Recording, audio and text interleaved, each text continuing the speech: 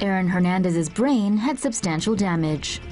Research conducted by Boston University's CTE Center has revealed that former NFL player Aaron Hernandez's brain tissue had severe damage from sporting injuries. Chronic traumatic encephalopathy is a neurodegenerative brain disease typically found in people who have suffered repeated hits to the head. The repeated blows shake the brain and cause the buildup of tau proteins, which hold together microtubules in the brain cell's transport system. Tau protein buildup can gradually disable neuropathways and cause memory loss, dementia, and ultimately kill brain cells over time.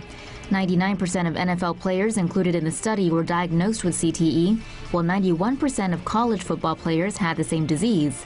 According to Dr. McKee, a neuropathologist who directs research of chronic traumatic encephalopathy at Boston University, said her research team discovered Hernandez had stage 3 CTE and that they had never seen such severe damage in a brain at his age. Less than a year after signing a $40 million contract in 2012 with the New England Patriots, Hernandez was convicted for the murder of Odin Lloyd in 2013. Hernandez was also involved in a double homicide in 2012. On April 19, 2017, Hernandez hanged himself in a prison cell while serving a life sentence for murder. He was 27 years old. McKee and her team of researchers believe CTE severely impacted Hernandez's decision-making abilities during the events leading up to his death. Hernandez also inherited a genetic profile that may have made him more susceptible to CTE.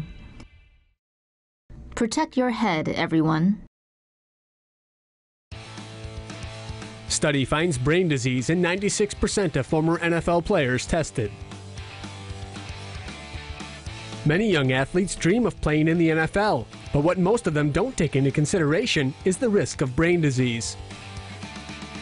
A study by the Department of Veteran Affairs and Boston University found that 87 out of 91 former NFL players tested suffered from a brain disease called chronic traumatic encephalopathy. CTE is a brain disease that researchers believe is caused by repetitive head trauma. Brain scans can detect signs of CTE, but it can only be confirmed posthumously. The disease causes a protein called tau to form around blood vessels in the frontal lobe. During stage 2, sufferers may experience rage, impulsivity, or depression. Symptoms of stage 3 include confusion and memory loss, as the tau protein spread to other parts of the brain. Stage 4 is marked by dementia, as nerve cells in the brain die. During the final stages of CTE, the brain withers to roughly half the size of a normal brain. A federal judge has approved a $1 billion settlement between the NFL and thousands of ex-players. The money will go toward medical exams, concussion research, and payment for damages. NFL acknowledges brain disease link. The NFL's health and safety officer acknowledged on March 14th that there is a link between the repeated heavy hits players endure and a devastating chronic brain disease. Chronic traumatic encephalopathy, also known as CTE, is a progressive brain disease that develops following repeated head impacts that shake the brain inside the skull. Blows to the head cause tau proteins, which hold together microtubules in the brain cell's transport system to modify and detach from the microtubules. Abnormal tangles of tau proteins accumulate over time, ultimately killing brain cells. The helmets worn by football players cannot protect them from repeated subconcussive hits because the brain inside the skull is still shaken by these hits. Researchers with the Department of Veterans Affairs and Boston University have identified CTE in 90 of the 94 deceased former NFL players they have examined. Study reveals there is no question football is related to brain disease.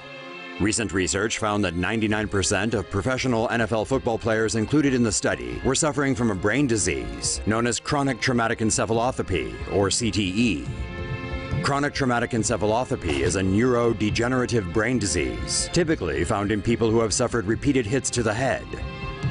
The repeated blows shake the brain and cause the buildup of tau proteins, which hold together microtubules in the brain cell's transport system. Tau protein buildup can gradually disable neuropathways and can cause memory loss, dementia, and ultimately kill brain cells over time. 99% of NFL players included in the study were diagnosed with CTE, while 91% of college football players had the same disease. The NFL acknowledged the connection between CTE and football for the first time in 2016. In 2015, a federal judge approved a $1 billion settlement between the NFL and thousands of former players in a brain damage class action lawsuit. Scientists may be able to diagnose CTE in players before death.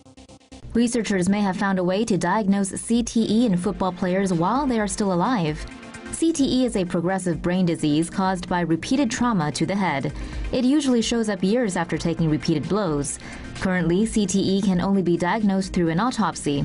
Researchers at Boston University wanted to look for other markers and found people with CTE had elevated levels of the protein CLL11 in both spinal fluid and blood around the brain. Researchers believe the CLL11 protein helps the smallest blood vessels in the brain transport oxygen. Higher levels of CLL11 could mean these blood vessels are leaking, which may lead to CTE symptoms. The team at Boston University is now working with a biotech company to develop a blood test to detect CLL11 and diagnose living players. More research still needs to be conducted on the CLL11 protein to confirm it isn't linked with other kinds of neurodegenerative diseases. There's no cure for CTE, but early diagnosis could give players a chance to mitigate the disease, aka retire.